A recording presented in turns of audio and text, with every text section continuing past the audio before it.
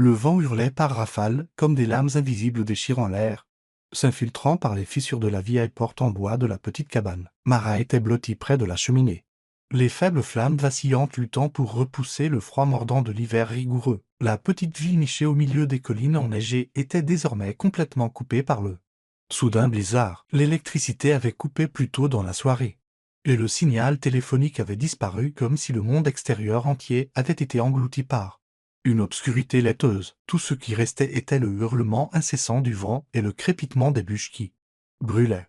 Mara, 26 ans, tira la couverture usée plus haut sur ses épaules, ses mains tremblantes. Elle ne pouvait dire si c'était le froid ou la solitude qui s'était enraciné en elle depuis des mois. Cette cabane était le seul héritage que sa mère lui avait laissé. Un endroit qui était autrefois rempli de rire, de l'odeur de biscuits fraîchement cuits et d'histoires racontées au coin du feu. Mais maintenant, ce n'était plus qu'une coquille vide, aussi creuse que sa vie depuis la fermeture de la bibliothèque municipale. Son travail de bibliothécaire, bien que chichement rémunéré, avait autrefois été sa petite joie. Un endroit où il pouvait se perdre dans les livres et les visages familiers des enfants à l'heure du conte. Maintenant, il ne lui restait que de longues journées vides. Survivant avec le peu d'économie restante et vendant progressivement ses affaires, elle regarda autour d'elle. La lumière du feu dansait sur les murs en bois fané, illuminant le vieux fauteuil où sa mère avait l'habitude de s'asseoir et la petite table à manger, maintenant dressée pour une seule personne. Chaque recoin de la maison ravivait des souvenirs, mais il n'était pas suffisant pour réchauffer son cœur en cette nuit orageuse. Mara soupira, son souffle se transformant en un filet blanc qui se dissolvait dans l'air glacial. Elle se dit que si elle pouvait juste survivre à cette nuit, peut-être que demain le soleil reviendrait, apportant un peu d'espoir. Soudain, on frappa à la porte avec force et insistance, coupant ses pensées. Mara tressaillit, son cœur battant follement. Qui serait dehors par un temps pareil? Elle serra les mains, ses ongles s'enfonçant dans ses paumes comme pour se stabiliser. La ville était petite, mais on ne pouvait pas faire confiance à tout le monde. Des histoires de vagabonds, de gens qui abusaient de la gentillesse des autres, lui traversèrent l'esprit. On frappa de nouveau, encore plus urgemment cette fois, suivi d'une voix masculine rauque et désespérée. « S'il vous plaît, ouvrez la porte, nous avons besoin d'aide. » Mara sauta sur ses pieds.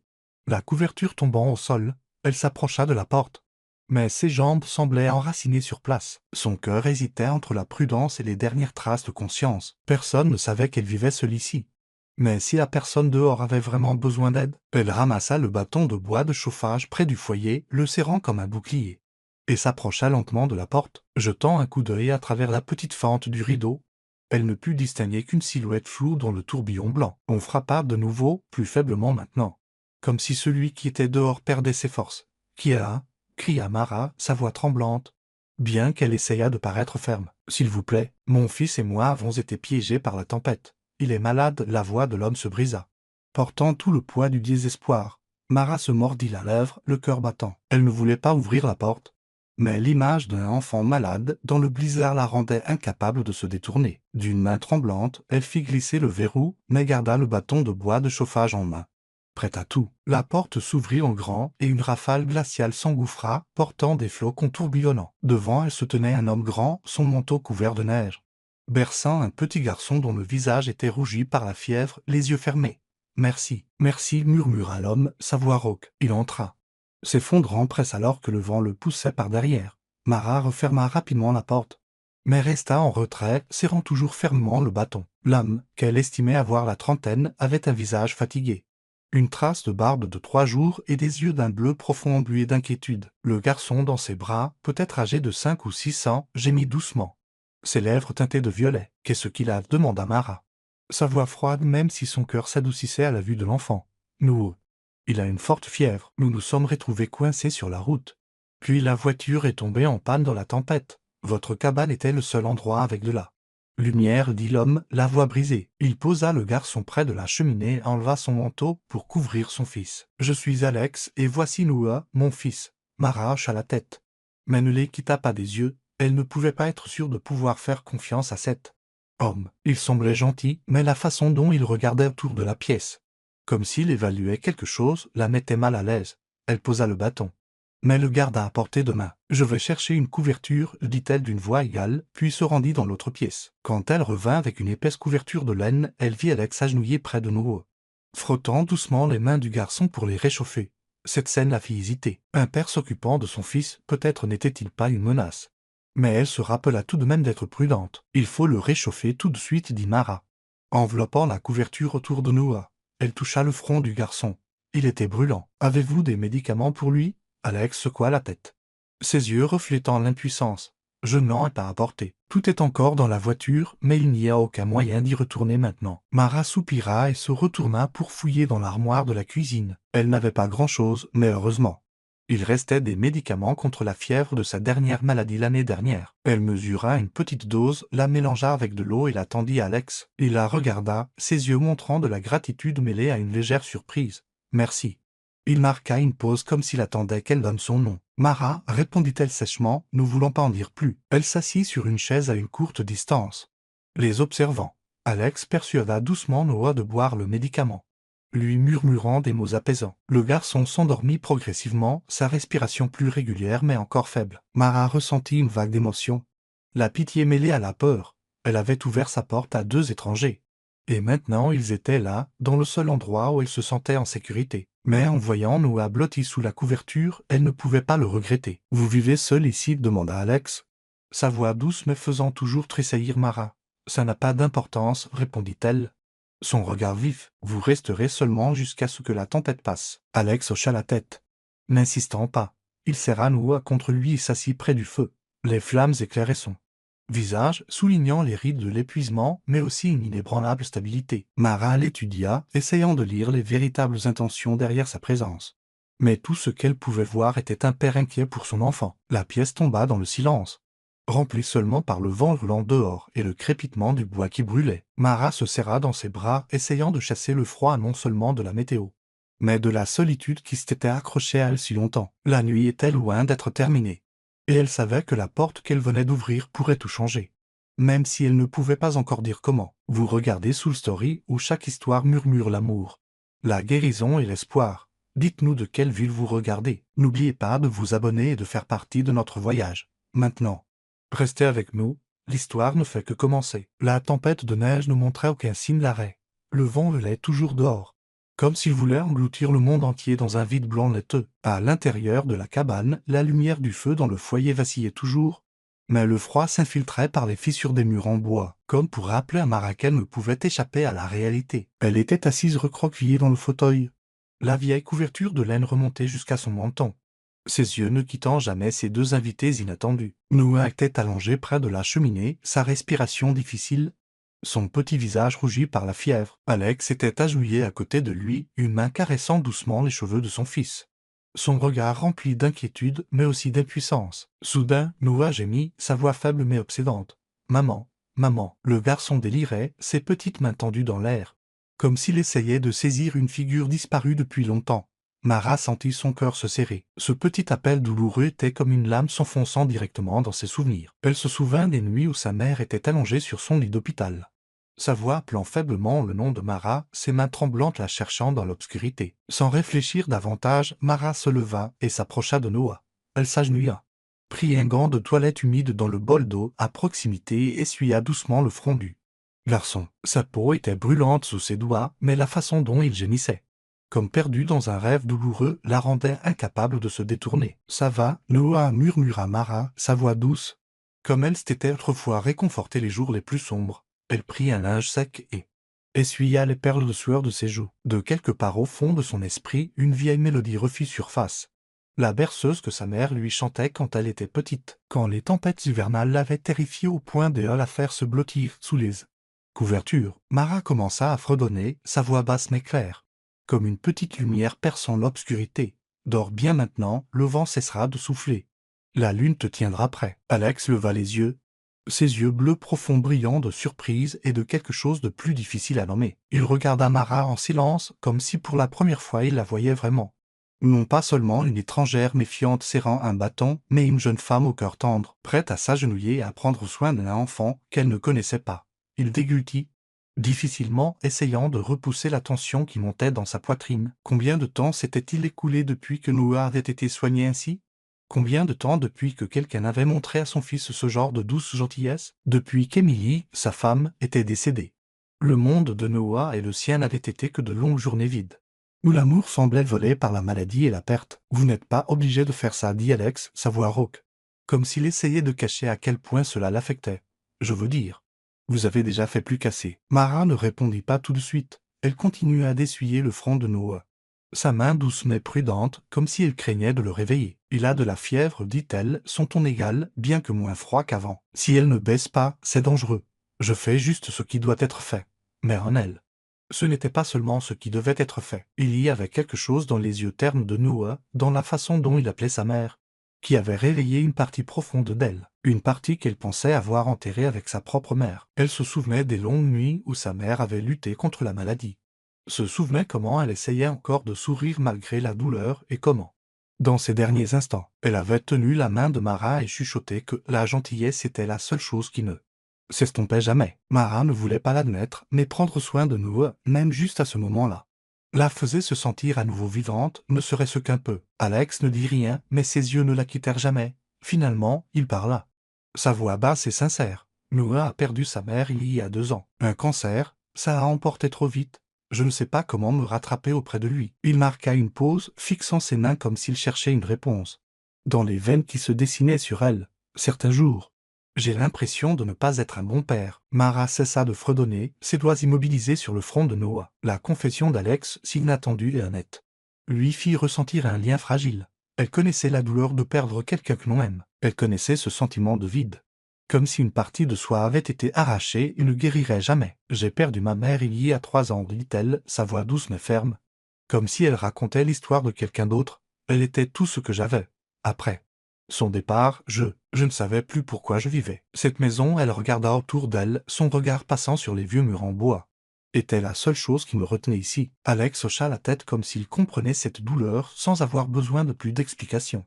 Les deux, bien qu'étrangers, étaient maintenant liés par les cicatrices invisibles de la perte. La pièce semblait un peu moins froide, non pas parce que le feu brûlait plus fort, mais à cause de l'honnêteté inattendue qui remplissait lentement l'espace entre eux. Noah gémit à nouveau, mais cette fois, il semblait dormir plus profondément.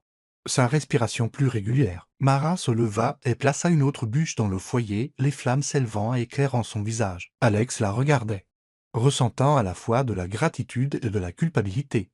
Il voulait dire quelque chose. Mais les mots restaient bloqués dans sa gorge. Il savait que dans son sac, sous son manteau, se trouvaient les papiers qui pourraient détruire le petit monde de cette jeune femme. Mais maintenant, la voyant prendre soin de Noah avec une tendresse maternelle, il ne pouvait se résoudre à faire face à cette vérité. « Vous chantez magnifiquement, dit-il doucement, comme s'il essayait de prolonger un peu plus le moment, cette chanson. Ma mère me la chantait aussi. » Mara esquissa un petit sourire fugace, mais le premier qu'elle montrait de la nuit. « Ma mère disait que cette chanson pouvait chasser n'importe quelle tempête, répondit-elle, sa voix portant un soupçon de nostalgie. Je ne suis pas sûr que cela fonctionne vraiment, mais au moins, ça me fait moins peur. Ils retombèrent dans le silence, mais cette fois, il n'était pas lourd. Mara s'assit, à une distance sur d'Alex et de Noah, mais assez près pour sentir la chaleur du feu et de leur présence. Dehors, le blizzard hurlait toujours, mais dans la petite cabane, une lumière fragile était apparue.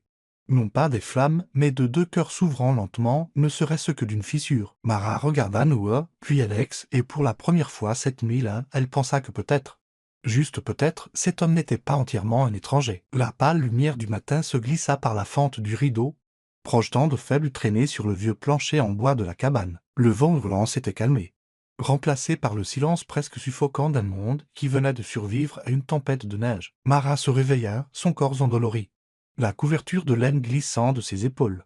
Elle s'était assoupie dans le fauteuil près de la cheminée, à quelques pas seulement d'Alex et Noah. Le feu s'était éteint, ne laissant que quelques braises incandescentes.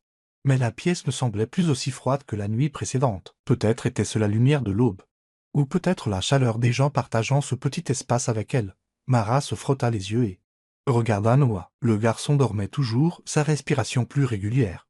Son visage n'était plus rougi par la fièvre. Le médicament contre la fièvre avait fonctionné, et sa berceuse, même si ce n'était qu'un petit réconfort, semblait l'avoir aidé à traverser le pire. Alex était assis, appuyé contre le mur, les yeux mi-clos. Mais sa posture indiquait clairement qu'il n'avait pas vraiment dormi, comme un père qui veillait sur son enfant. Même dans les moments d'épuisement, Mara ressentit presque du respect pour lui.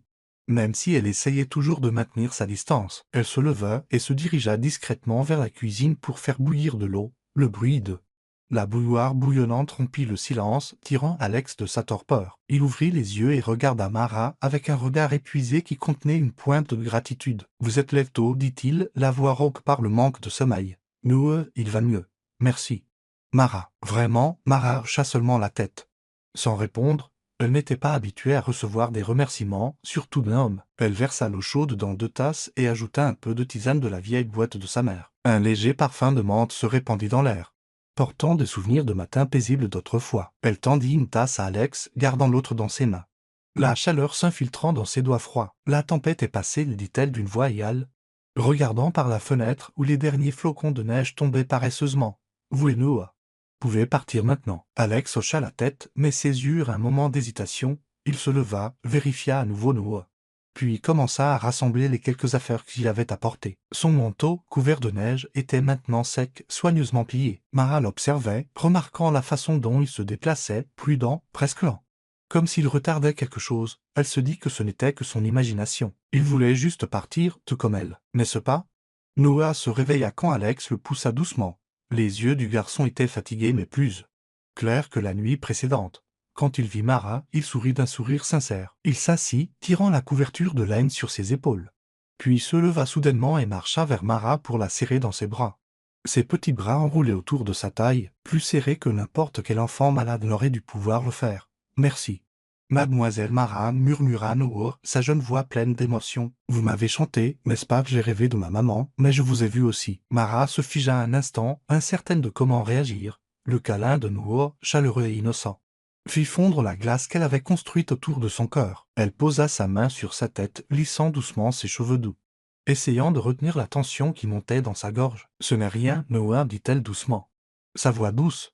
Je suis juste contente que tu ailles bien. » Alex se tenait là à observer, et pendant un instant, quelque chose de plus profond que la gratitude vacilla dans ses yeux. Mais il détourna rapidement le regard, le masquant en rangeant à nouveau. Mara ressentit un vague malaise. Il y avait quelque chose dans la façon dont il évitait son regard, dans la façon dont sa main se serrait, comme s'il luttait contre lui-même. « Nous allons partir, dit Alex, sa voix basse. Il jeta le sac sur son épaule et aida Noah à se lever. « Vous nous avez aidés plus que je ne pourrais jamais dire. » Mara hocha seulement la tête, voulant mettre fin à ce moment. Elle voulait qu'il parte pour pouvoir retourner à sa solitude familière, où elle n'aurait pas à affronter les sentiments compliqués que ces 2 étrangers avaient suscités. Mais alors qu'Alex conduisait Noah à la porte, il s'arrêta, sa main posée sur la poignée. Il se retourna, prit une petite enveloppe blanche de son sac, soigneusement scellée. « Bien, dit-il, hésitant, si vous avez besoin de me joindre ou si quelque chose arrive. »« Merci encore, Mara. » Il posa l'enveloppe sur la table à manger, puis précipita Noah dehors. La porte se referma derrière eux, laissant Mara dans le lourd silence. Elle regarda l'enveloppe, comme si c'était quelque chose d'étranger, quelque chose qui n'appartenait pas à son monde. Dehors, le bruit des pas d'Alex et de Noah s'évanouit dans la neige fraîche. Mara resta immobile, serrant le bord de la table, comme pour l'empêcher d'être entraînée dans un tourbillon de sentiments qu'elle ne comprenait pas. Finalement, elle s'approcha et ramassa l'enveloppe. Elle était légère comme l'air, mais d'une lourdeur insupportable dans sa main. D'une main tremblante, elle ouvrit le seau et en sortit une carte de visite blanche immaculée. Les lettres noires nettes et précises. Elle lut la ligne, et le monde autour d'elle sembla s'effondrer. Alexandre Egide, avocat principal, cabinet Harrison Egide, représentant de la Banque nationale. Division de recouvrement d'actifs. Mara sentit son souffle se couper. La carte de visite glissa de sa main.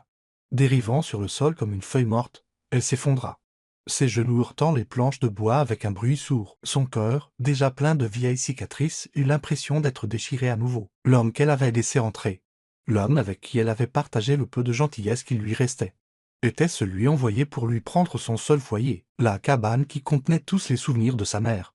L'endroit qu'elle avait lutté pour conserver de toutes ses forces. « Non, murmura-t-elle, la voix brisée. Des larmes chaudes coulèrent sur ses joues froides. Comment cela pouvait-il arriver? Elle se serra dans ses bras, comme pour empêcher les morceaux de son cœur de se désagréger. L'image de Noah la serrant dans ses bras, la voix douce d'Alex, la berceuse qu'elle avait chantée, tout cela lui semblait maintenant une cruelle plaisanterie. Elle les avait laissés entrer dans sa vie. S'était laissé croire que la gentillesse pouvait apporter quelque chose de bon. Mais maintenant, la dure vérité était aussi claire que l'aube froide dehors, nette, impitoyable. Mara resta assise là, sur le sol glacé, ses yeux fixés sur l'unique carte de visite. Elle ne savait pas ce qu'elle ferait ensuite, mais au fond d'elle, une petite flamme commença à brûler, non pas la chaleur de la gentillesse, mais la détermination de protéger ce qui était à elle, quel qu'en soit le prix. Mara se tenait devant la porte en bois usée de la cabane, son regard flamboyant de fureur alors qu'elle fixait la carte de visite sur la table à manger. Alexandre Egide, avocat principal. Les lettres nettes et précises lui transperçaient le cœur comme des lames. Elle lui avait ouvert sa porte, s'était occupée de son petit garçon. S'était laissé croire à une fragile connexion entre eux. Mais maintenant, la dure vérité était mise à nu. Il était celui engagé pour lui prendre sa cabane. L'endroit qui contenait tous les souvenirs de sa mère. L'endroit auquel elle s'était accrochée juste pour survivre à ses pertes. La rage s'enflamma en elle comme un feu, brûlant les derniers lambeaux de confiance qui lui restaient. Elle avait été trahie. Et cela faisait plus mal que le froid de la tempête de la nuit dernière. Elle serra les mains, ses ongles s'enfonçant dans ses paumes. Mais la douleur ne put apaiser la tempête d'émotion qui faisait rage dans sa poitrine. « Je suis une telle idiote », murmura-t-elle, sa voix tremblante d'humiliation et de colère. Mais Mara n'était pas du genre à abandonner facilement. Cette cabane était l'héritage de sa mère, les nuits d'histoire au coin du feu. L'endroit où elle s'était sentie aimée. Elle ne la laisserait pas lui être enlevée, surtout pas par quelqu'un comme Alex. Un homme riche vivant dans un monde de pouvoir et d'argent, où les gens comme elle n'étaient que des chiffres sur un registre. Mara attrapa son manteau, fourra la carte de visite dans sa poche comme un rappel de son ennemi, et sortit, ses bottes s'enfonçant dans la neige qui recouvrait encore le sol après la tempête. La petite ville reprenait lentement vie, avec des chasse-neige qui passaient en grondant et des voisins qui déblayaient les allées. Mais Mara n'y prêta aucune attention, elle marcha directement vers la banque, l'endroit qui détenait le destin de sa cabane. Le vent froid la fouettait, mais ce n'était rien comparé aux frissons qui la traversaient. À la banque, la petite pièce au mur blanc et à l'odeur de papier moisi était étouffante. L'employé, un homme d'âge moyen avec d'épaisses lunettes, la regarda avec une indifférence détachée. « Mademoiselle Mara, je suis vraiment désolé. Mais le prêt de votre mère est en souffrance depuis trop longtemps, dit-il d'une voix monocorde, les yeux parcourant la pile de papier. La banque ne peut plus accorder de prolongation. La saisie est obligatoire, s'il vous plaît. L'interrompit Mara, sa voix tremblante mais ferme. C'est ma maison. J'ai juste besoin de plus de temps.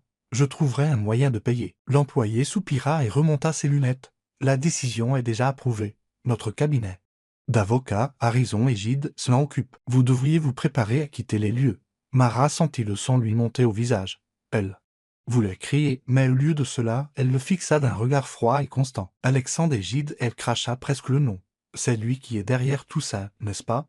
Je n'ai pas cette information, répondit le commis d'un ton neutre. Vous pouvez contacter le cabinet d'avocats. Mais honnêtement, mademoiselle Mara, personne ne changera cela. Mara quitta la banque, les mains tremblantes de colère et de désespoir. Les mots du commis lui semblèrent une sentence.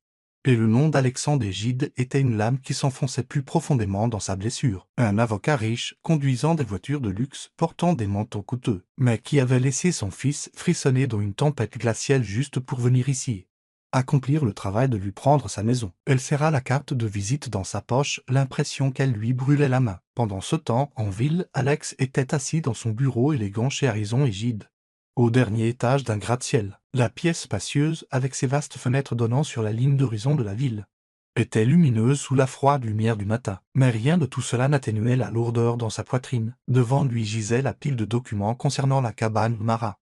À côté d'une tasse de café cher et intacte, il ne pouvait se concentrer. L'image de Mara agenouillée à côté de Noah, essuyant son front avec une tendresse maternelle, le hantait. Elle avait sauvé son fils, avait ouvert sa porte au milieu d'une tempête. Même si elle n'avait aucune raison de faire confiance à un étranger comme lui, un homme riche, d'un monde très éloigné de ses luttes. Alex se frotta le front, sa culpabilité le rongeait. En tant qu'avocat principal, il était habitué à des affaires comme celle-ci.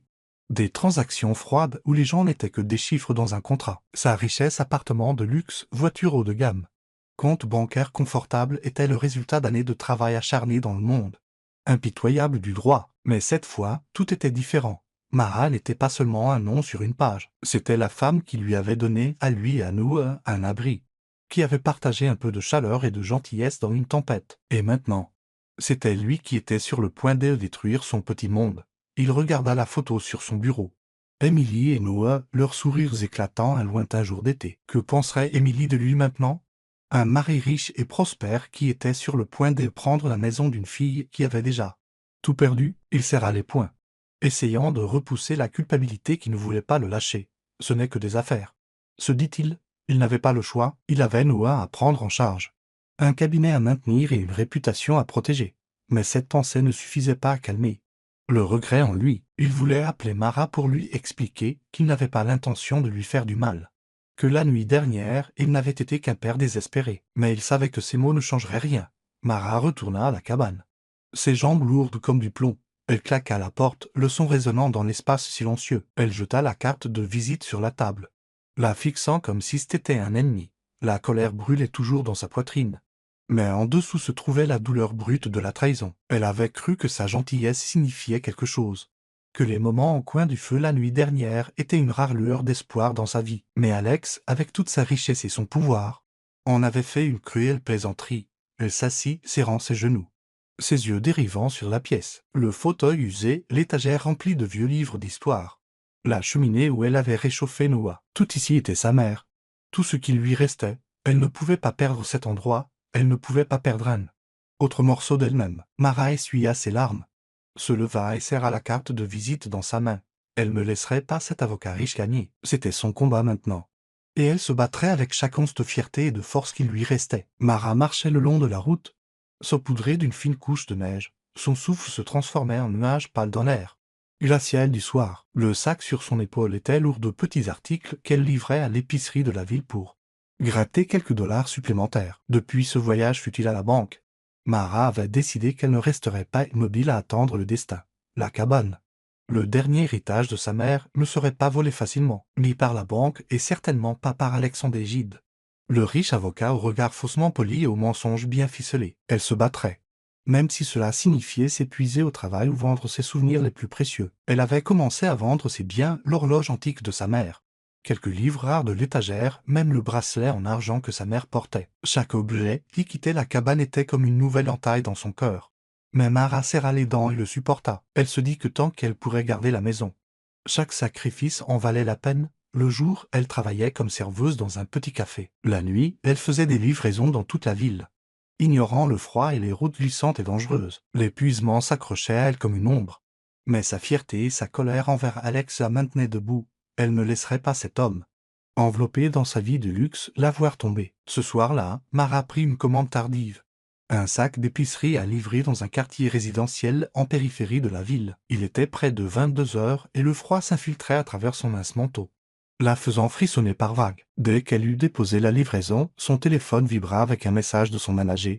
Une commande urgente à apporter à l'hôpital de la ville. Mara soupira mais ne refusa pas. Chaque dollar qu'elle gagnait était une chance de plus de garder la cabane un peu plus longtemps. Elle monta sur son vieux vélo et pédala rapidement dans les rues vides, les faibles lumières des réverbères se reflétant sur la neige scintillante. L'hôpital de la ville se dressa dans l'obscurité, la lumière des portes vitrées se répandant sur le trottoir comme un petit phare dans la nuit. Mara entra dans le rôle principal, le sac de livraison à la main, prête à le déposer à la réception quand un son familier la figea.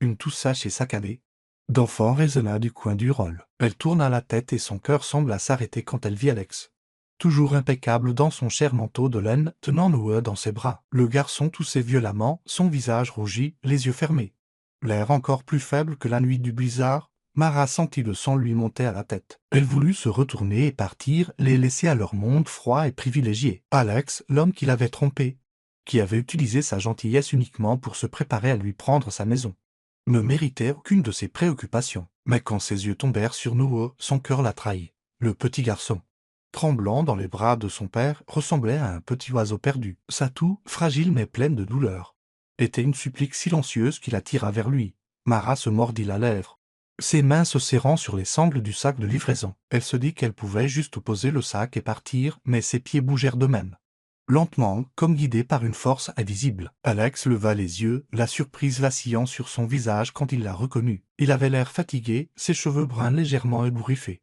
ses yeux d'un bleu profond remplis d'inquiétude et de quelque chose qui ressemblait à de la confusion. Mara l'aplatit, sa voix rauque, comme s'il ne pouvait croire qu'elle était vraiment là. Elle ne répondit pas.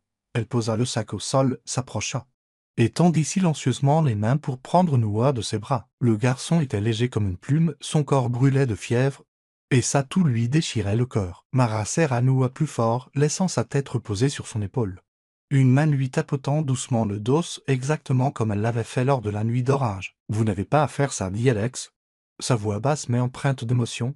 Je vais appeler une infirmière. » Très bien, le coupa Mara, sa voix aiguë mais tremblante. « Prenez de l'eau aussi. » Je reste avec lui. Alex hésita. Mais ses yeux s'adoucirent quand il vit la façon dont elle tenait Noah. Il hocha la tête et se précipita vers le comptoir de la réception. Mara s'assit sur l'une des chaises du rôle, Noah toujours dans ses bras. Elle tira un mouchoir de sa poche, essuya la sueur de son front et murmura « Ça va, Noah, je suis là ». Le garçon gémit faiblement, ses paupières papillonnèrent. Et il la regarda avec une lueur de reconnaissance. « Mademoiselle Mara » murmura-t-il. Sa voix fragile mais chaleureuse. « Je savais que vous viendriez ». Les mots transpercèrent le cœur de Mara comme une lame. Elle voulait être en colère, s'accrocher à la rage qu'elle ressentait envers Alex, mais Noah. Le garçon innocent aux yeux clairs rendait cela impossible. Ses émotions tourbillonnaient en elle comme une nouvelle tempête. La fureur envers Alex pour sa trahison, la pitié pour Noah et indésirable. Bien qu'elle ne voulût pas l'admettre, de croire que la nuit dans le blizzard n'avait pas été un mensonge. Alex était-il vraiment juste un père désespéré? Ou tout cela avait-il été une performance de nain avocat riche pour obtenir ce qu'il voulait? Alex revint avec une tasse d'eau et une couverture de l'infirmière. Il s'agenouilla à côté de Mara, drapant soigneusement la couverture sur Noah. Il la regarda, les yeux remplis de regret. « Mara, je ne sais pas quoi dire. Merci encore. Noah, il tient vraiment à vous. Ne dites rien » le coupa Mara. Sa voix froide bien que ses yeux vacillaient. « Je ne fais pas ça pour vous. Je le fais pour Noah. » Alex hocha la tête, ses lèvres se serrant en une fine ligne, comme s'il retenait quelque chose. Il s'assit sur la chaise à côté d'elle, gardant juste assez de distance pour ne pas l'encombrer. Le rôle de l'hôpital était silencieux, rompu seulement par la toux rauque de Noah et le doux bourdonnement de la ventilation. Mara serra le garçon plus fort, sentant la chaleur de son petit corps. Elle regarda Alex, l'homme à la vie privilégiée qu'elle ne toucherait jamais, et se demanda s'il comprenait vraiment ce qu'elle luttait pour protéger, non seulement la cabane, mais son cœur même, qui s'était autrefois ouvert avec gentillesse et se refermait maintenant dans la trahison. Mais quand Noah se blottit contre elle, murmurant « Mademoiselle Mara, ne partez pas », elle sentit une minuscule lumière vaciller dans l'obscurité en elle. Elle ne voulait pas faire confiance à Alex, ne voulait pas pardonner, mais pour Noah, elle ne pouvait pas partir. Elle resta assise là, prise entre la colère et la compassion, ne sachant pas que ce moment allait tout changer, non seulement pour elle, mais pour l'homme qui la regardait tranquillement avec des yeux remplis de culpabilité et d'espoir. Toujours l'histoire, si cette histoire vous a trouvé en dehors des histoires d'âme. Nous vous invitons chez nous, là où chaque conte touchant commence par la vérité, l'espoir et le cœur. Le rôle de l'hôpital gisait dans l'immobilité de la fin de nuit, rompu seulement par le doux bourdonnement des bouches d'aération et la toux faible occasionnelle de Noah. Mara était assise sur une chaise en plastique dur, le garçon blotti sur ses genoux, sa respiration se régularisant progressivement alors que le sommeil l'entraînait dans une paix temporaire. La froide lumière fluorescente tombait sur le visage pâle de Noah, soulignant les mèches brunes humides collées à son front. Mara l'essuya doucement avec son mouchoir, ses mouvements si prudents que c'était comme si elle craignait de briser quelque chose de fragile. Elle essaya de se concentrer uniquement sur Noah, sur son innocence, pour éviter de faire face à l'homme assis à côté d'elle, Alex, l'homme qu'elle avait souhaité quelques heures auparavant pouvoir effacer de sa mémoire. Alex était assis à une place d'écart, les mains serrées, les yeux fixés sur les carreaux du sol comme s'il cherchait des réponses dans le motif froid et terne. À ce moment, il ne ressemblait plus à un avocat prestigieux, il n'était qu'un père.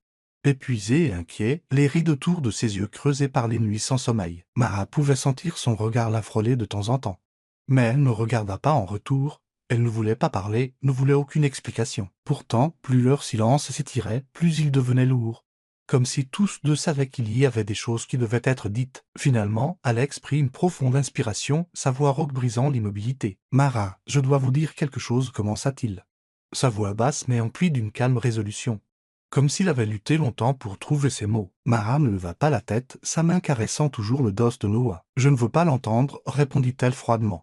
Mais son cœur battait fort dans sa poitrine, comme s'il attendait quelque chose qu'elle ne voulait pas admettre. « Je sais que vous me détestez, vous avez parfaitement le droit » continua Alex, sa voix tremblant légèrement. « Mais s'il vous plaît, écoutez, pas pour moi, mais pour tout ce qui s'est passé. » Mara se mordit la lèvre, son regard toujours fixé sur Noah. Elle ne voulait pas regarder Alex, ne voulait pas voir une expression qui pourrait l'affaiblir, mais la sincérité dans sa voix, quelle que fût sa tentative de la chasser, s'insinua dans ses pensées. Elle ne répondit pas, mais elle ne l'arrêta pas non plus. C'était le seul signe dont Alex avait besoin, cette nuit-là. « Quand Noah et moi sommes venus à votre cabane, je ne l'avais pas prévu, » dit-il lentement, choisissant chaque mot. « Nous étions bloqués sur la route dans la tempête. La voiture est tombée en panne.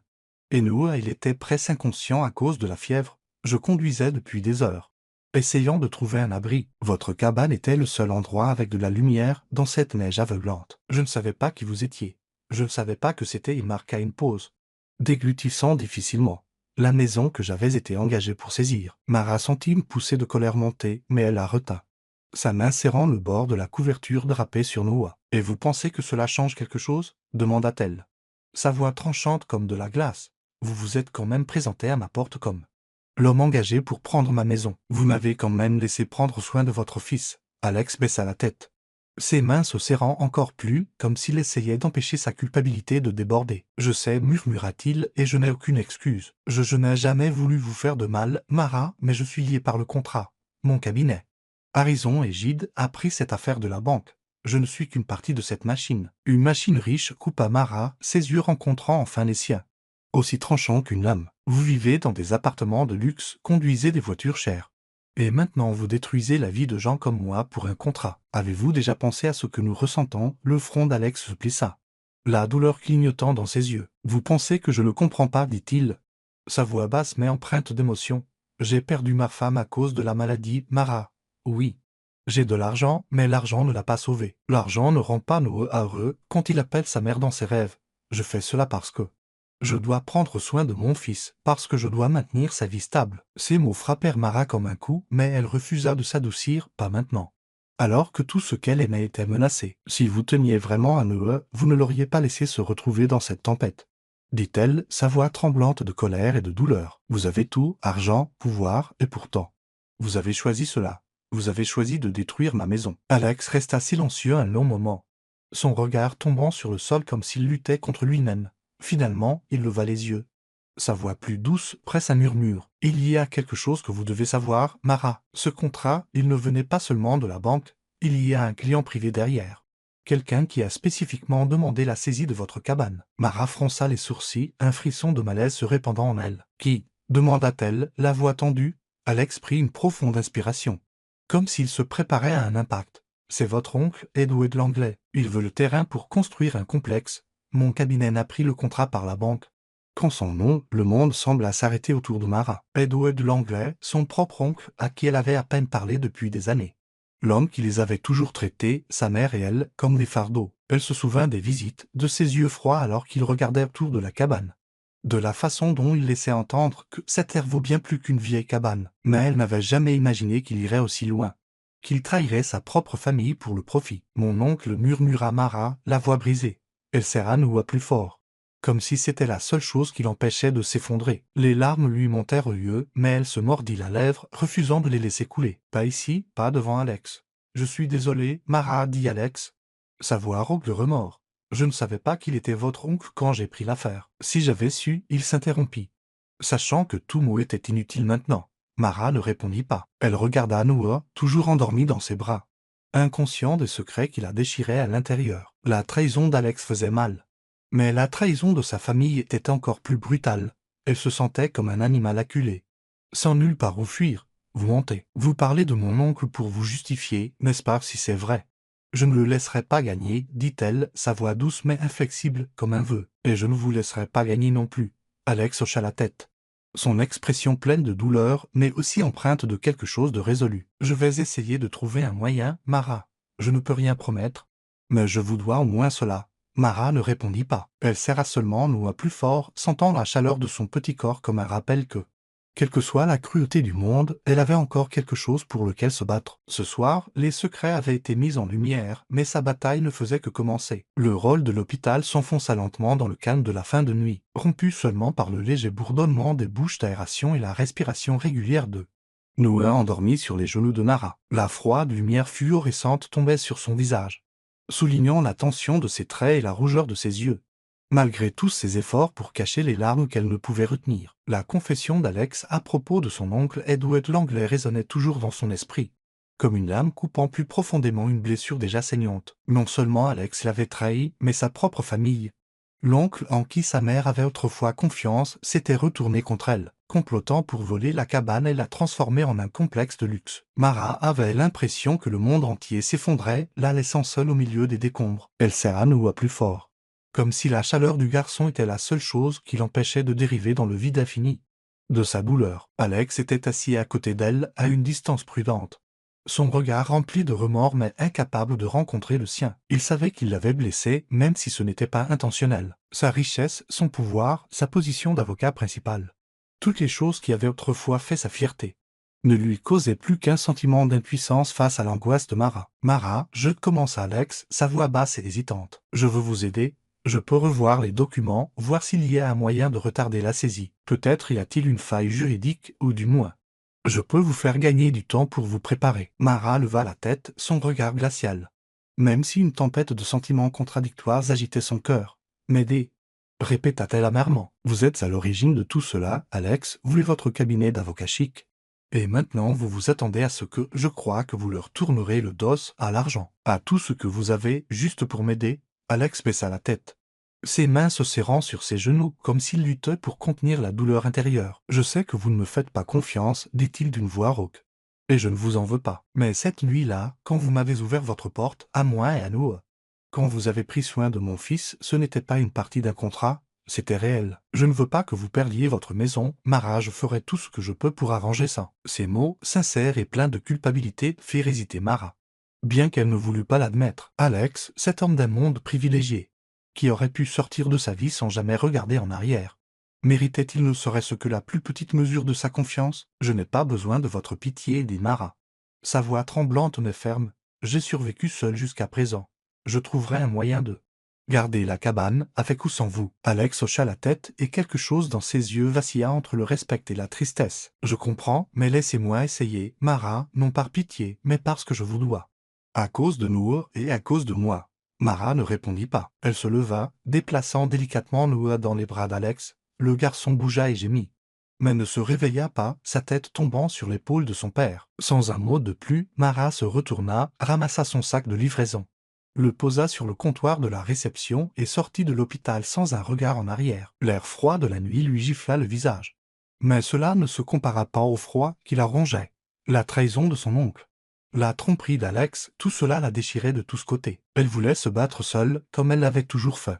Mais l'idée d'accepter l'aide d'Alex la rendait incertaine. Pouvait-elle jamais lui faire confiance, ou était-ce juste un autre piège?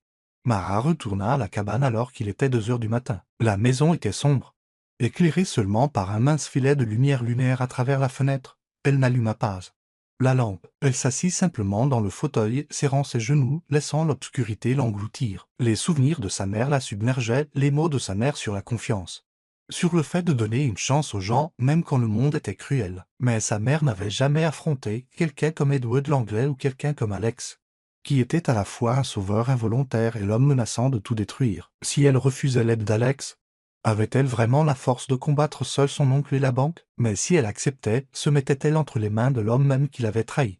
L'ennemi qui était venu lui prendre sa maison? Mara resta assise là le reste de la nuit, luttant contre elle-même.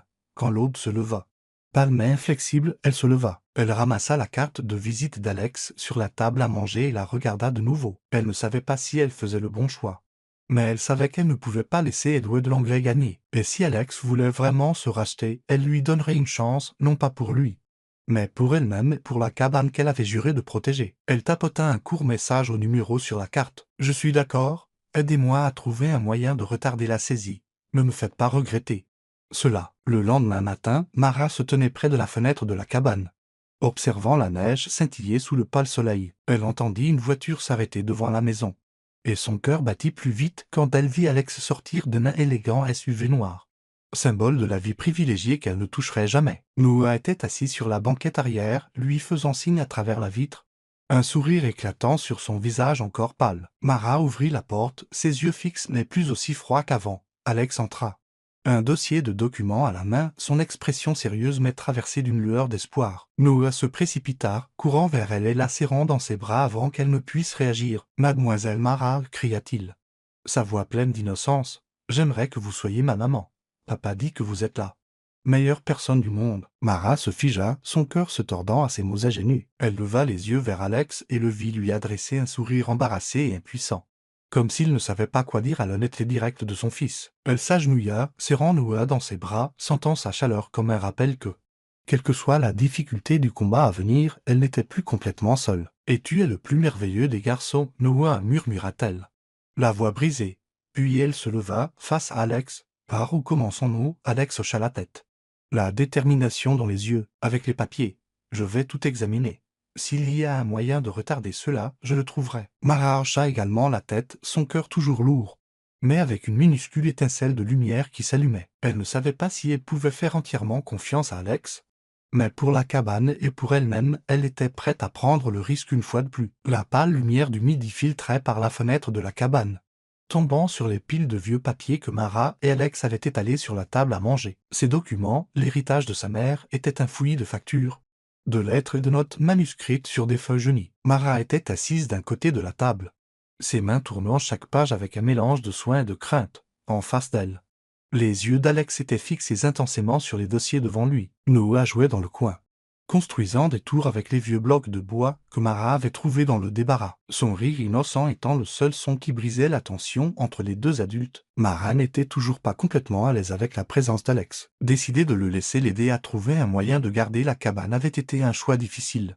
Mais elle semblait n'avoir pas d'autre option. Chaque fois qu'elle le regardait, elle ressentait une petite étincelle de doute. « C'est le contrat de prêt que votre mère a signé avec la banque » dit Alex doucement, en lui glissant un document. « Mais je ne pense pas que le problème soit là. Si votre oncle, Edward Langley, est derrière tout ça, il pourrait y avoir une erreur dans le processus de transfert de propriété. Nous devons trouver la preuve que la cabane vous appartient légalement. » Mara hocha la tête, mais son regard resta méfiant. « Ma mère disait qu'elle avait laissé un testament, dit-elle. » Sa voix basse mais ferme. « Mais je ne l'ai jamais vu, après sa mort.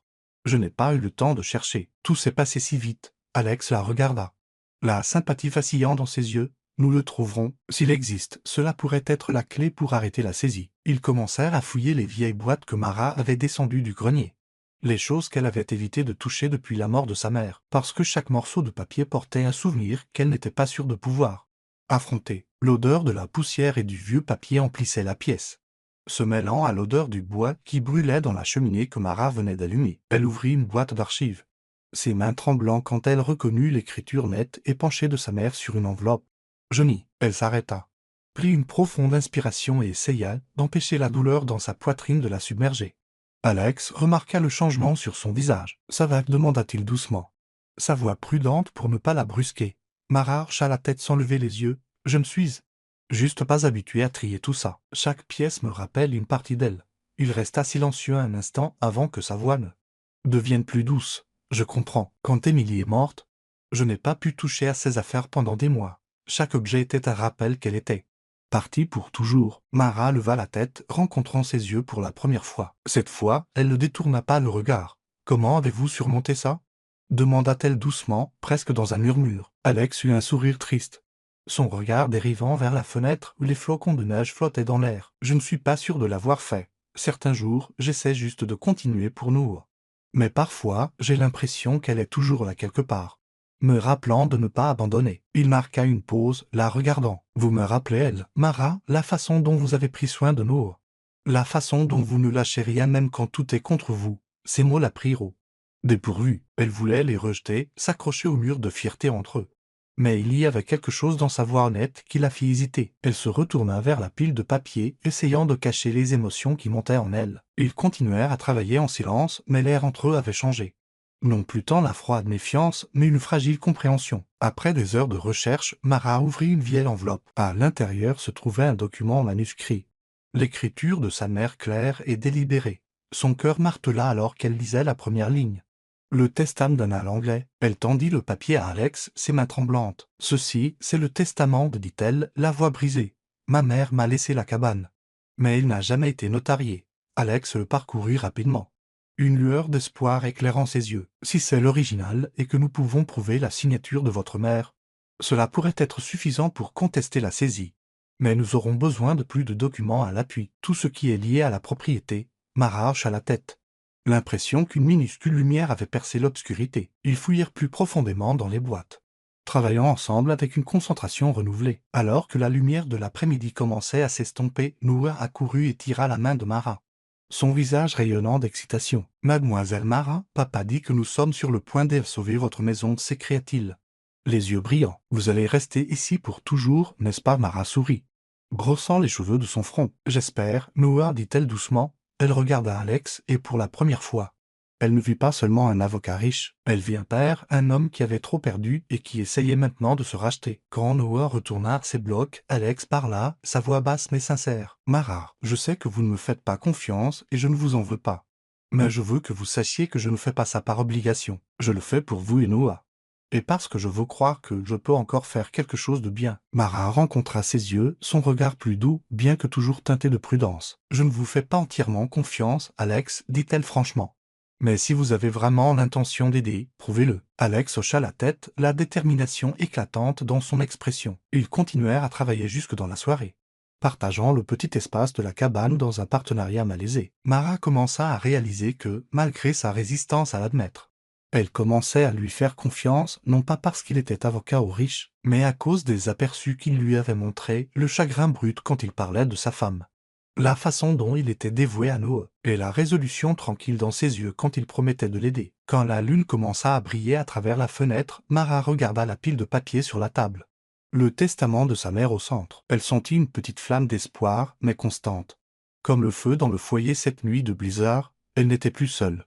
Même si Alex avait autrefois été l'ennemi, maintenant il était son allié, un allié improbable, mais peut-être, juste peut-être, quelqu'un sur qui elle pourrait apprendre à compter. Le vent commença à hurler plus fort, emportant la neige tourbillonnante devant les fenêtres de la cabane. Un autre blizzard s'abattait, soudain et féroce, non moins menaçant que la nuit où Mara avait pour la première fois ouvert sa porte à Alex et Noah. La petite ville fut de nouveau engloutie dans une brume blanche, comme si la nature elle-même voulait les tester une fois de plus. Mara se tenait près de la fenêtre, les mains serrées autour d'une tasse de thé chaud, les yeux dérivant sur les collines enneigées. À l'intérieur d'elle, une autre tempête grondait, l'attente angoissante de la décision du tribunal concernant le testament de sa mère. Ce document, même s'il n'avait jamais été notarié, était son dernier espoir d'empêcher son oncle avide et la banque de s'emparer de la cabane. Mais l'attente pour Mara ressemblait à une lente torture. Chaque minute tirait davantage son incertitude. Cet après-midi-là, Alex et Noah étaient passés pour récupérer les derniers documents. Le blizzard frappa avant qu'ils ne puissent partir et ils décidèrent de rester. Mara se rendit dans la cuisine, sortant quelques pommes de terre, des carottes et la dernière boîte de soupe aux haricots dans le placard. « Ce n'est rien d'extraordinaire, dit-elle, la voix un peu gênée quand elle croisa le regard d'Alex. Mais c'est suffisant pour nous réchauffer. Laissez-moi vous aider, répondit Alex, se levant et s'approchant d'elle. Il prit un couteau et commença à couper les pommes de terre avec la maladresse de quelqu'un qui n'avait jamais passé beaucoup de temps dans une cuisine. Mara leva un sourcil mais ne l'arrêta pas. Au lieu de cela, elle tendit à Noah une cuillère en bois pour remuer la soupe, et il s'y attela avec enthousiasme, bavardant à propos des blocs qu'il avait construits en un château dans le coin. La petite cuisine se remplit bientôt de son chaleureux. Le bruit sourd du couteau contre la planche à découper, les rires de Noah, le crépitement du feu dans le poêle. Mara ressentit une sensation étrange, comme si la cabane n'avait pas semblé aussi vivante depuis la mort de sa mère. Elle regarda Alex, le vit sourire quand Noah renversa accidentellement de la soupe sur la table, et son cœur battit de manière inattendue plus vite. Il n'était plus l'avocat riche en costume ou l'homme derrière la menace sur sa maison. Il était juste Alex, un père maladroit essayant de faire ce qui est juste. Ils s'assirent autour de la table, chacun avec un bol de soupe fumante, la vapeur montante portant un arôme simple et réconfortant. Noah mangea avec empressement, parlant entre les bouchées d'un chien des neiges qu'il avait vu sur la route. Alex rit, ajoutant l'histoire de la fois où il avait essayé de skier et était tombé la tête la première devant Noah, faisant rire le garçon jusqu'aux larmes. Mara, qui avait prévu de rester silencieuse, se retrouva elle aussi à rire quand Noah imita la chute maladroite de son père. Leurs rires se mélangèrent comme si, l'espace d'un instant, ils étaient une vraie famille. Quand Noah retourna dans son coin pour jouer, Mara et Alex restèrent à table, leur thé refroidissant dans leurs mains. L'air entre eux s'était adouci, mais ils portaient toujours l'attention des choses non dites. Mara le regarda, son regard plus doux maintenant, bien que toujours teinté de prudence. « Merci d'avoir aidé avec les documents, dit-elle doucement. Je ne pensais pas que je vous laisserais un jour revenir ici, après tout ce qui s'est passé. » Alex eut un sourire triste, ses yeux tombant sur la table. « Je ne vous en veux pas. Je vous ai mis dans cette situation, même si ce n'était pas intentionnel. Mais Mara, je veux que vous sachiez que je fais tout ce que je peux pour arranger ça. » Elle hocha la tête, ne répondant pas tout de suite. Noah bondit soudain, se glissant entre eux, les yeux brillants. Il grimpa sur les genoux de Mara, reposant sa tête sur son épaule et murmurant « Mademoiselle Mara, je n'ai jamais vu papa rire autant. Depuis que maman est partie, il a toujours été triste. Mais aujourd'hui, il est vraiment heureux. » Mara sentit son cœur se serrer. Elle regarda Alex et le vit baisser là, tête, cachant un sourire timide et ému. Les mots de Noor, innocents et honnêtes, étaient comme un miroir reflétant quelque chose qu'elle avait déjà commencé à ressentir. Elle regarda Alex et vit non seulement un père, mais un homme qui avait trop perdu. Tout comme elle à ce moment, elle réalisa que quelque chose avait changé dans son cœur. Elle ne le voyait plus seulement comme un avocat riche ou un traître, elle le voyait comme un compagnon, aussi improbable soit-il dans son combat. « Noah, tu me rends embarrassé, » dit Mara doucement, brossant les cheveux du garçon de son front. Elle jeta un coup d'œil à Alex et pour la première fois, elle lui sourit un vrai sourire.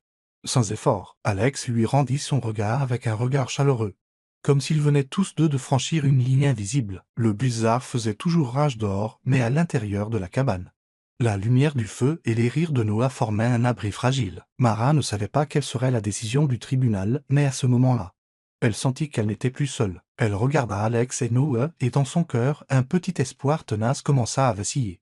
Non seulement pour la cabane, mais pour tout ce qui pourrait arriver après la tempête. La petite salle d'audience de la ville semblait exiguë et étouffante, même avec les fenêtres grandes ouvertes pour laisser entrer un peu du froid hivernal. Mara était assise au premier rang, les mains serrées sur ses genoux, ses ongles s'enfonçant dans ses paumes, comme pour calmer les tremblements qu'elle ne pouvait contrôler. Son regard était fixé sur le banc du juge où les papiers relatifs au testament de sa mère, son dernier espoir de conserver la cabane, étaient examinés. En face d'elle était assis le représentant de la banque Edward Langley, l'oncle qu'elle avait autrefois appelé oncle Ed quand elle était petite fille. Il était assis bien droit, vêtu d'un couteau costume gris, les cheveux soigneusement peignés.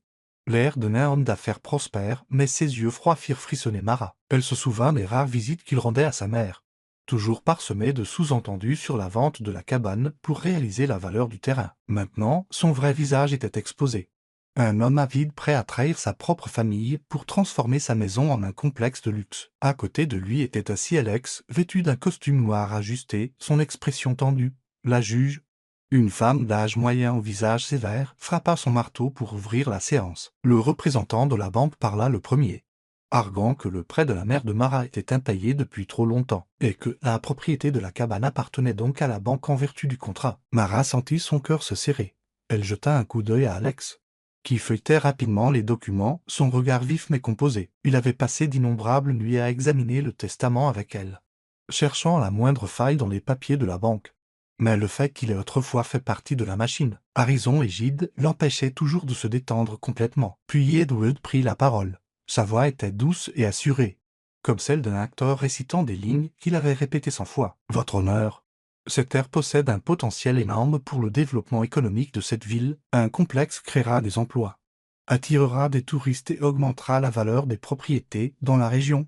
La banque ne fait que remplir son devoir en saisissant un actif lié à un prêt impayé. » Mara serra les poings plus forts, luttant contre l'envie de se lever et de crier. C'était son propre oncle, et le voilà, essayant de lui prendre la seule maison qui lui restait.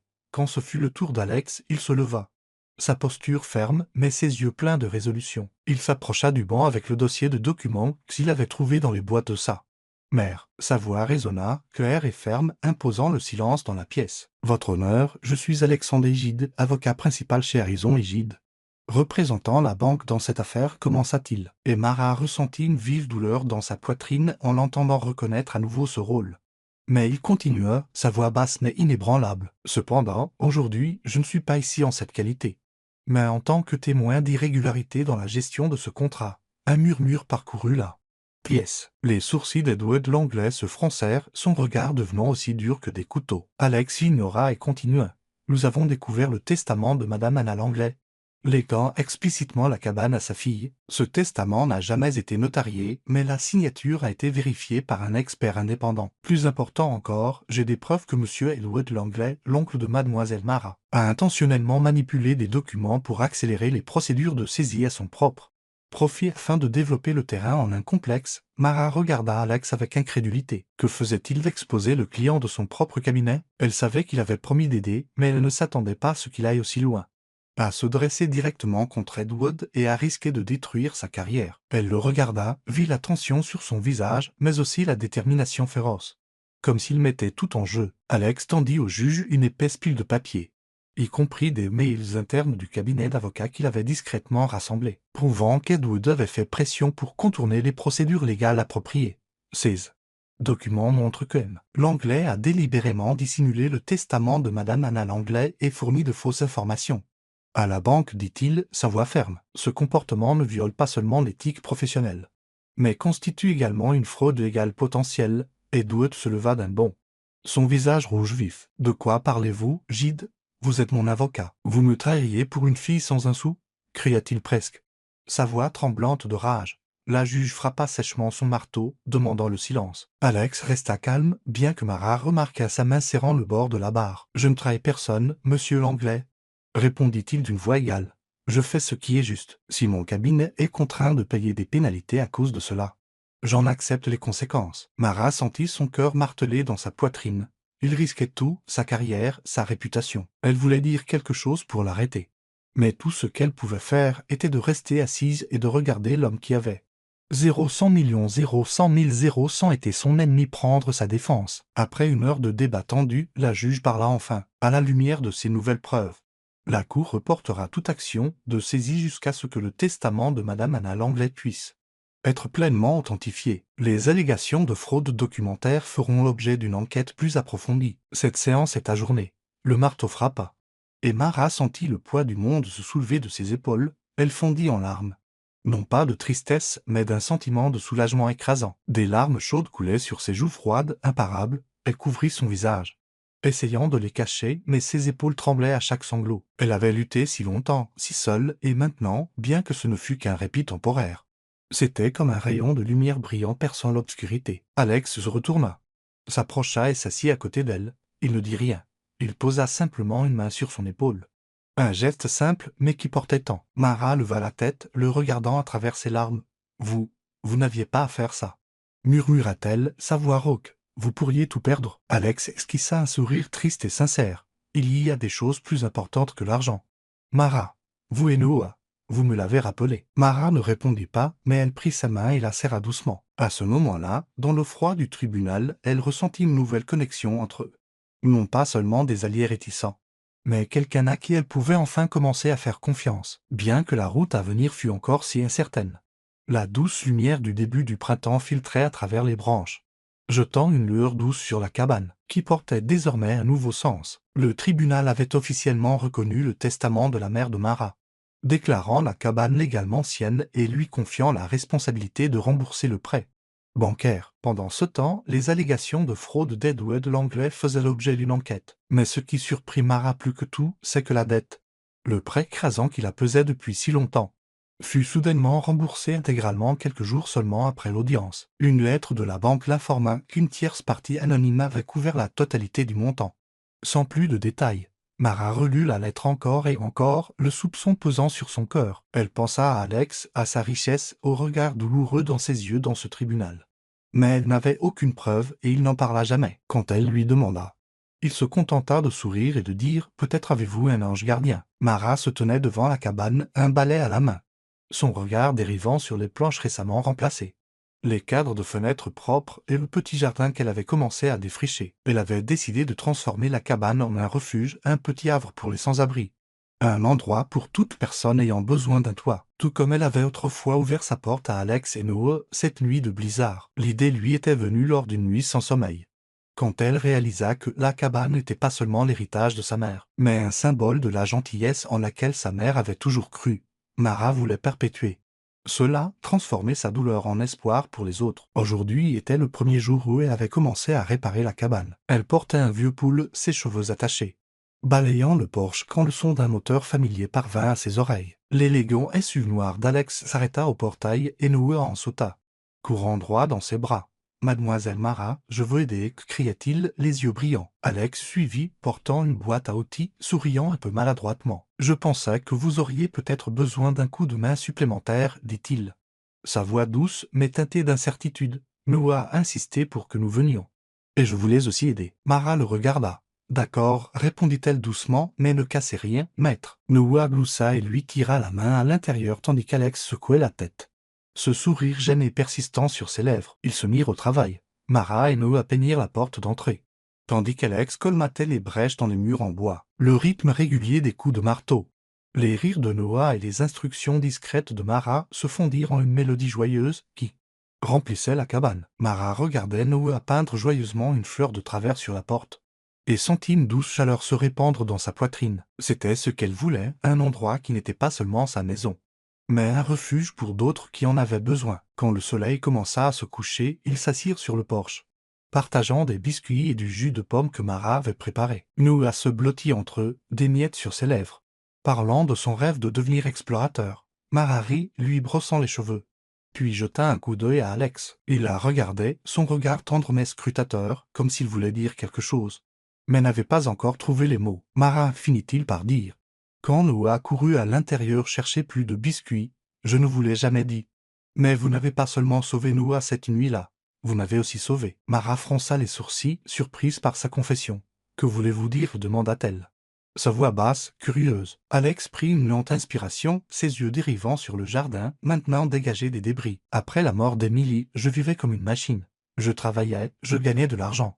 Je prenais soin de Noah, mais je n'étais pas vraiment vivant. J'ai construit ce monde de richesse et de réputation, mais à l'intérieur, c'était vide. Puis vous êtes apparu. Vous avez ouvert votre porte au milieu d'une tempête et traité mon fils comme s'il était le vôtre. Il fit une pause, rencontrant son regard. Vous m'avez rappelé que la gentillesse et la sincérité sont ce qui compte vraiment. Mara sentit son cœur battre fort dans sa poitrine. Ces mots, si bruts et sans défense, la prirent par surprise. Elle voulait argumenter, s'accrocher à la distance de sécurité qu'elle avait gardée. Mais ses yeux remplis de douleur et d'espoir l'empêchèrent de détourner le regard. Elle pensa à la façon dont il avait risqué sa carrière pour affronter Edward Langley, à la façon dont il l'avait aidé discrètement même quand elle n'avait aucune preuve, et elle réalisa qu'à un moment donné de ce chemin, elle avait commencé à se retrouver. Non plus seulement comme la fille luttant pour garder une cabane, mais comme quelqu'un qui pouvait faire confiance, qui pouvait espérer, et qui pouvait vivre pour quelque chose de plus grand. Je ne sais pas si je méritais d'entendre ça, murmura-t-elle, la voix nouée, mais merci, Alex, d'être là, de m'aider. Je crois que j'ai trouvé ma raison de continuer. Alex esquissa un sourire chaleureux et sans défense. Vous n'avez pas à me remercier, c'est moi qui vous dois. Noah revint en courant, tenant un énorme biscuit, brisant le moment entre eux. Mademoiselle Mara.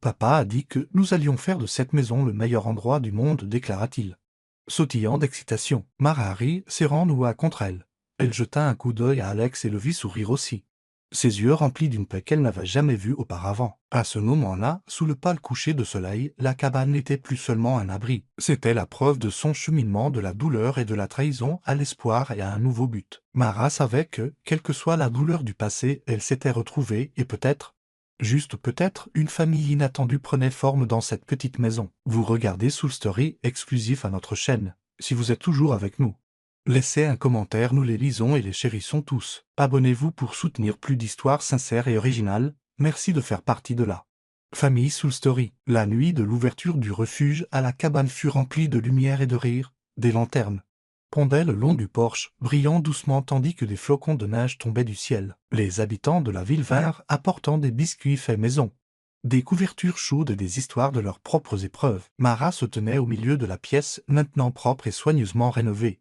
avec des lits pliants et un petit coin cuisine pour les sans-abri. Elle souriait en écoutant leurs mots de gratitude, bien qu'à l'intérieur, un sentiment de mélancolie la tenaillait. La cabane, autrefois presque perdue, était devenue un phare chaleureux pour ceux qui en avaient le plus besoin. Lorsque les derniers invités partirent, Mara sortit sur le porche, se serrant contre le froid. La neige tombait légèrement, couvrant les avant-toits d'une douce couche blanche. Elle leva les yeux vers les étoiles scintillantes et ressentit une paix inconnue. Son parcours depuis la nuit du blizzard à travers la trahison jusqu'à la victoire au tribunal l'avait changée.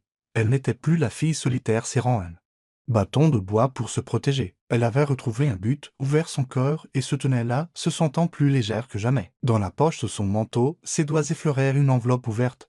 Une lettre d'Edward Langley, son oncle, qui était arrivé quelques jours auparavant. Elle l'avait lue des dizaines de fois et à chaque fois, elle restait partagée. Dans cette lettre, il s'excusait d'avoir essayé de s'emparer de la cabane pour construire son complexe. Il écrivit que l'avidité avait obscurci son jugement, qu'il regrettait d'avoir trahi sa famille et il implorait son pardon. « J'ai eu tort, Mara », avait-il écrit, l'écriture tremblante lourde de culpabilité. « Je ne m'attends pas à ce que vous me pardonniez. Mais je veux que vous sachiez que je suis désolé pour ce que j'ai fait. » Mara ne savait pas quoi ressentir, colère, douleur ou un léger soulagement. La lettre n'effaçait pas la douleur, mais c'était un rappel que même ceux qui s'égarent peuvent parfois retrouver le chemin de la rédemption. Des pas résonnèrent doucement derrière elle. Elle se retourna pour voir Alex sortir de la cabane, les mains dans les poches de son manteau.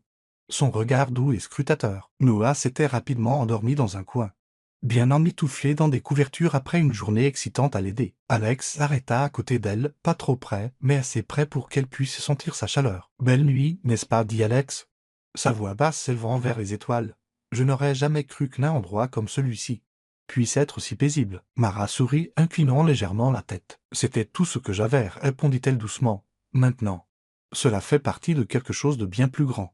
Je pense que ma mère serait fière. » Et elle fit une pause, sortant la lettre de sa poche.